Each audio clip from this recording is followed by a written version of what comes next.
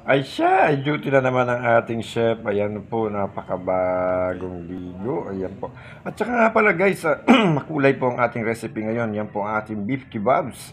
Panorin niyo po ang ginawa ni Summer Chef. Yan po ay napakakulay ng ating recipe ngayon today. Yan po ay ang ating beef kebabs. Meron po yan onions, tomato, red and green pepper, and then zucchini po. Meron po yung zucchini. Tsaka yung beef na tenderloin po. Ayan, tinuhog na po. Kung marunong po kayo magtuhog, dapat tuhog-tuhogin nyo na yan. Yung magaling magtuhog dyan. Ayan po sa mga viewers ko na magaling magtuhog.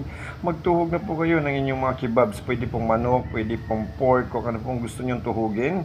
Ayan po ang tinatawag natin beef kebabs. Sana po nag-i-enjoy kayo lagi sa pinapanood ninyo kay Albert Nuevo o kay Summer Chef TV po. Maraming salamat po sa inyong mga support.